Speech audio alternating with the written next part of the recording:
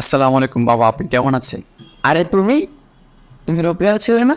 তুমি এখানে কি করতেছো? তুমি এখানে কেন আসছো? আমি আপনার সন্তান, এটা আপনি কি বলতেছেন? আমি আপনার কাছে আসবো না?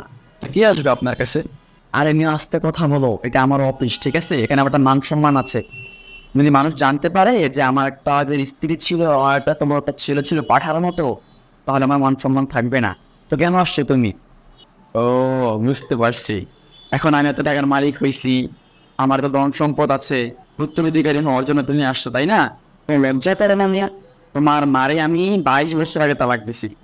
এখন তুমি কেন আসছো? আমি শুধুমাত্র আসছি আমার বাবাটাকে দেখার জন্য, বাবাকে এই জিনিস বোঝার জন্য। আমি রাস্তাঘাটে যেখানে যাই সেখানে সন্তানরা তার বাবার সঙ্গে কথা বলে, যাওয়া আসা করে, বাবা কি জিনিস সেটা বোঝার জন্য আমি আসছি। আমি কি আপনাকে বলছিলাম যে আপনি আমাকে জন্ম দেন? আমার কি দোষ ছিল?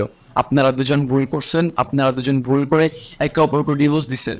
সেখানে আমাকে সেই ভুলের মাসুল নিতে